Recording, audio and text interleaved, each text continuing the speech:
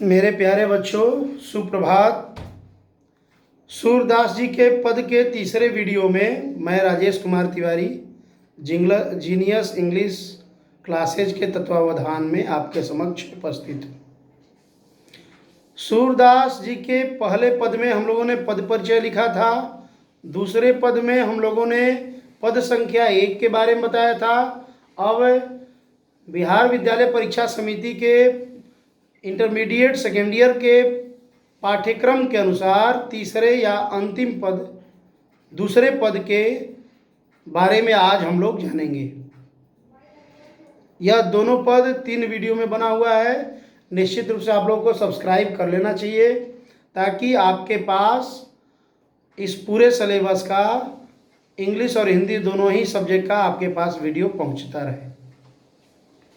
सूरदास जी ने इस पद में माँ यशोदा और बालक कृष्ण का वर्णन किया है। बालक कृष्ण भोजन कर रहे हैं, बच्चे भोजन करते हैं तो माता पिता को सबसे ज़्यादा प्रसन्नता होती है। मैं एक दृष्टांत आप लोगों को बताना चाहता हूँ।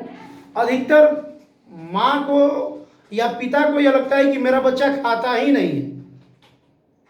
एक बार यही स्थिति मेरे बच्चे के साथ हुई थी। मैं अपने एक मित्र के पास गया, उससे मैंने दवा मांगी कि मेरे बच्चे को भोजन नहीं कर रहा है, आप कोई दवा दीजिए जिससे उससे को भूख लगे। बोला कि लैट्रिन करता है आपका बच्चा? बोले हाँ भाई करता है। पूछा कि तब जब खाता ही नहीं है तो लैट्रिन कैसे करता है? मतलब मैं यह कहना चाहता हूँ कि माता पिता को कभी यह नहीं लगता है। मैं निरुत्तर हो गया वहाँ से और बिना दवा लिए मैं लौट आया कि निश्चित रूप से माता पिता को दिखता ही नहीं है कि मेरे बच्चे खा रहे हैं कि नहीं खा रहे। मतलब खाते हुए बच्चे भी लगता है कि नहीं खा रहे और ज़्यादा माता पिता खिलाना चाहते हैं। दक्षिण भारत के एक प्रसिद्ध संत थे, संत तिरुवल्लुवर, जिनकी प्रतिमा कन्याकुमारी में समुद्र के बीच में बनी हुई है। रॉक स्टोन जहाँ की संत विवेकानंद जी वहाँ गए थे, उसके बगल में ही एक दूसरे स्टोन पर संत तिरुवल्लुवर की बहुत बड़ी प्रतिमा है। उन्हें तुलसीदास जी जैसा सम्मान दक्षिण भारत में बना हुआ है। तिरुकुरल नामक ग्रंथ उन्होंने लिखा है। उन्होंने लिखा है कि जब बच्चा माता पिता के भोजन में क्रीड़ा करता है, खेलता है, उस भोजन के साथ अपना हाथ डालकर उस भोजन को चारों तरफ से मिलाता है, तो वह भोजन, बच्चे का क्रीड़ा किया हुआ भोजन, माता पिता को अमृत तुल्य लगता है। यह बात माता पिता ही जान सकते हैं, दूसरा कोई व्यक्ति नहीं समझ सकता है। तो आज भगवान कृष्ण या बालक कृष्ण के भोजन के साथ क्रीड़ा करने की चर्चा सूरदास जी के पद के माध्यम से, वात्सल्य रस सम्राट सूरदास जी के पद के माध्यम से हम लोग समझने का प्रयास करेंगे। मैंने पिछले वीडियो में भी बताया था, जब भी आप व्याख्या लिखें तो शब्दार्थ, संदर्भ, प्रसंग, व्याख्या और शिल्प सौंदर्य, इन अलग अलग शीर्षकों के माध्यम से लिखेंगे तो कोई भी परीक्षक आपके नंबर को नहीं काटेंगे। सिस्टम होता है नंबर लेने का, नंबर गेन करने का। इस पर एक अलग वीडियो बनाया जाएगा, कैसे आप ज़्यादा से ज़्यादा नंबर गेन करें, कैसे ज़्यादा नंबर लें, क्या तरीका है कॉपी में लिखने का, या कक्षाओं में मैं अक्सर इसकी चर्चा करता हूँ। सूरदास जी के पद संख्या 2 में ब्रज भाषा में सूरदास जी कहते हैं, जेवत श्याम नंद की कन्या। जेवत श्याम, श्याम अर्थात कृष्ण जेवत कर रहे हैं, भोजन कर रहे हैं। भोजन, जेवत भोजन, जेवत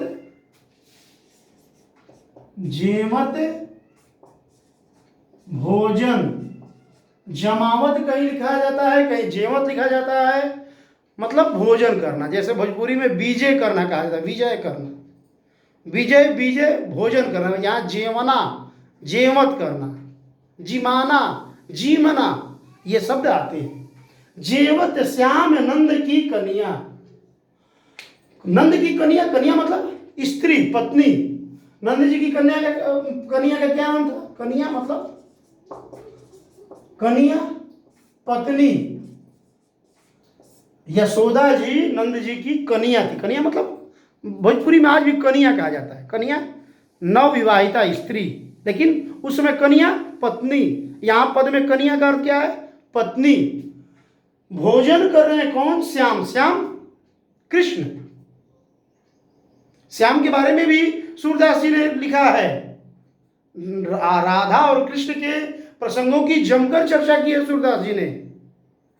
उद्धव जी के बारे में तो ब्रज की कन्याओं से, गोपियों से उन्होंने यहां तक कहवा दिया है, उद्धव जी सुधो गयो हमारा के ज्ञान की तेरी जहां गठरी है, ये ब्रिजबाला सबय कहीं सी, एक कूप में ही तो भांग परी है।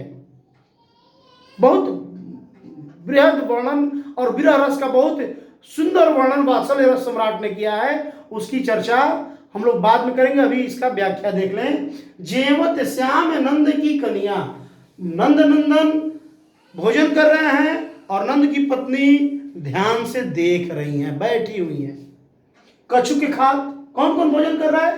नंद के थाली में ही, पिता के थाली में पुत्र भोजन कर रहे हैं, पिता भी भोजन कर रहे हैं, पुत्र भी भोजन कर रहे हैं। जेवत श्याम नंद की कन्या, श्याम श्री कृष्ण भोजन कर रहे हैं और नंद की पत्नी उन्हें देख रही है। कछु के खात, कुछ खाते हैं। कछु धरनी गिराओ, धरनी मतलब पृथ्वी, धरनी, धरनी मतलब पृथ्वी। धरणीधर नाम है यह लक्ष्मण जी का, धरती को जो धारण करे अर्थात शेषनाग, तो धरनी मतलब है पृथ्वी।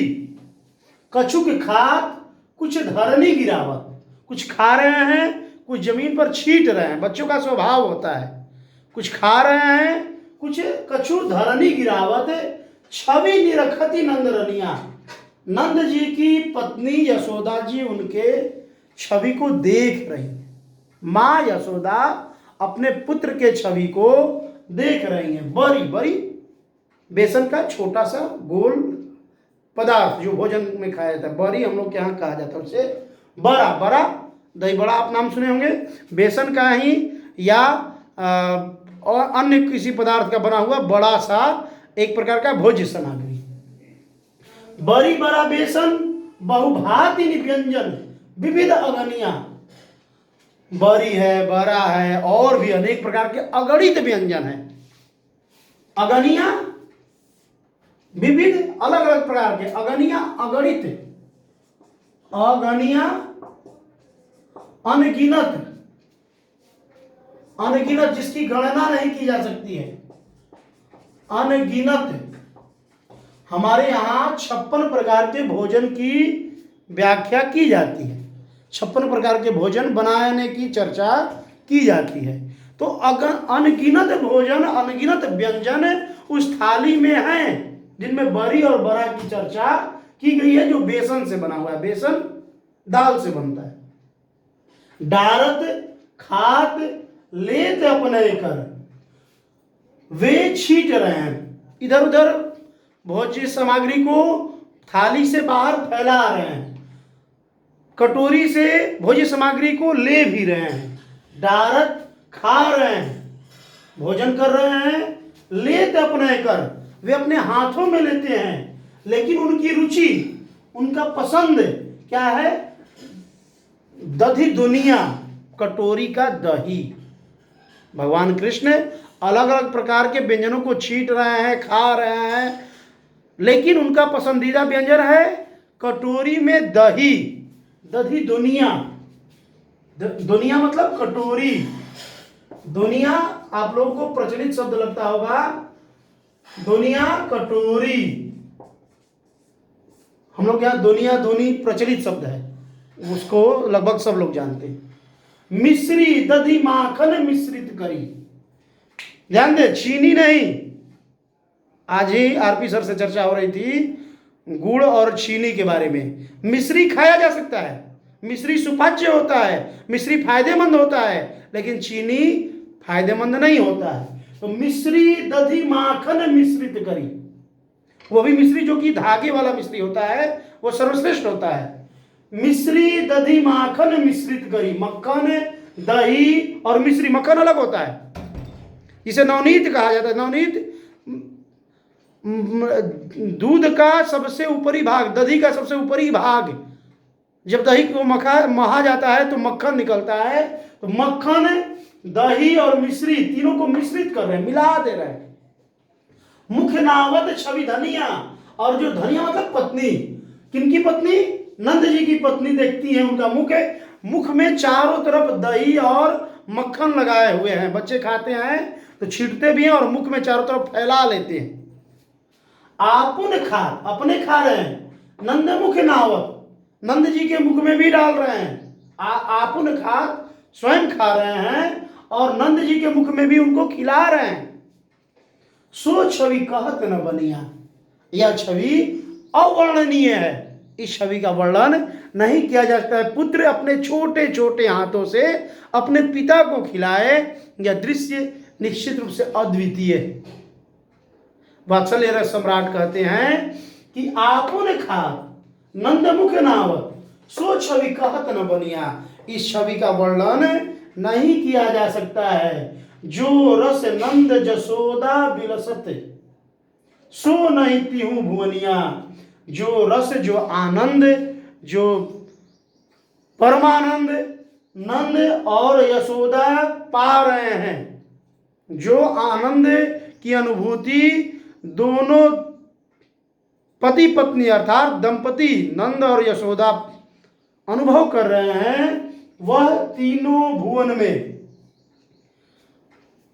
स्वर्गलोक, पृथ्वीलोक और पाताल लोक, वैसे 14 भुवन की चर्चा की गई है। 7 ऊपर है और 7 नीचे है। भूलोक, भुआलोक, स्वलोक, महलोक, तपलोक, जनलोक, सत्यलोक, ब्रह्मलोक, ये 7 ऊपर हैं।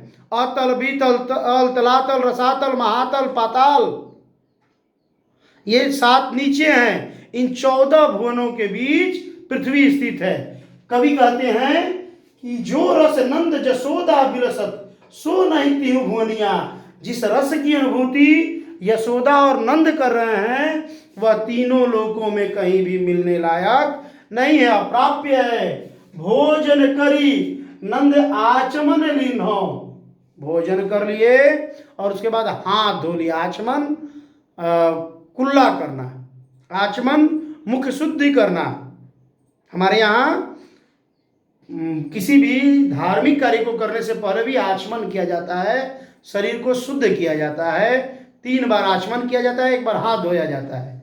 यहाँ भोजन के बाद हस्त प्रक्षालन किया जाता है, हाथ धोया जाता है, जिसे कवि ने आचमन कहा है। भोजन करी नंद आचमन लीन्हो, मांगत सूर जूठनिया। सूरदास जी कहते हैं कि वह जो जूठन है, जो भगवान का भोजन किया हुआ जूठन है, वह आप मुझे दे दो।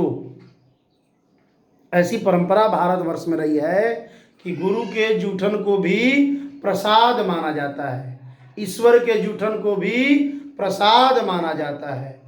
और उसी प्रकार से चूंकि सूरदास जी सगुण भक्ति काव्य के कृष्ण भक्त कवि हैं, तो वे भगवान कृष्ण के जूठन की आकांक्षा रखते हैं। अब अगर प्रश्न में व्याख्या आ जाए तो कैसे लिखेंगे? सबसे पहले जो कठिन शब्द है उनका अर्थ लिख देंगे शब्दार्थ में। सबसे पहले क्या लिखेंगे? शब्दार्थ, फिर संदर्भ। भाई संदर्भ में क्या लिखेंगे? संदर्भ में कवि का नाम और पाठ का नाम, पुस्तक की भी चर्चा कभी कभी कर दी जाती है, किस पुस्तक से ली गई है। जैसे प्रस्तुत अवतरण, अवतरण मतलब जो पद्यांश दिया हुआ है, या गद्यांश या पद्यांश दोनों को ही अवतरण लिखा जा सकता है। प्रस्तुत अवतरण हमारे पठित पाठ्य पुस्तक दिगंत भाग 2 के काव्य खंड के पाठ संख्या 2 सूरदास के पद पाठ से अवतरित है। या क्या हो गया? पाठ का नाम हो गया।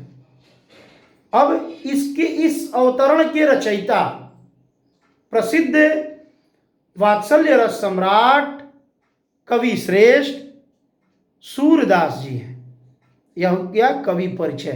तो यह संदर्भ में रहता है, प्रसंग प्रसंग में हम लोग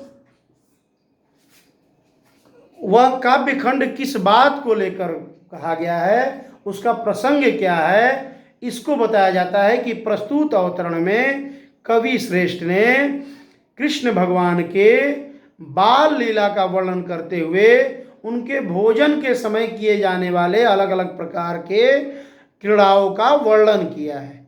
यह प्रसंग हो गया। फिर व्याख्या। व्याख्या में जो व्याख्या मैंने आप लोगों को बताई है उसको ज्यों का त्यों लिख देंगे। विशेष या शिल्प सौंदर्य। शिल्प सौंदर्य में भाषा, शिल्प, अलंकार, रस, छंद इत्यादि का वर्णन किया जाना चाहिए। जैसे इस काव्य खंड की भाषा ब्रज भाषा है। यह काव्य खंड किस भाषा में लिखा गया है? ब्रज भाषा में। शिल्प क्या है? इसमें रस कौन सा है? वात्सल्य रस है।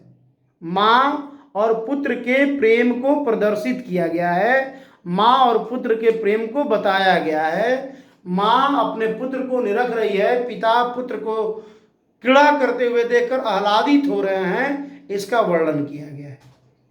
तो इस प्रकार से यह पाठ समाप्त हुआ। प्रश्नोत्तर यदि आवश्यक हो आप कमेंट में लिखेंगे, प्रश्नोत्तर भी आपके समक्ष प्रस्तुत किया जाएगा। धन्यवाद।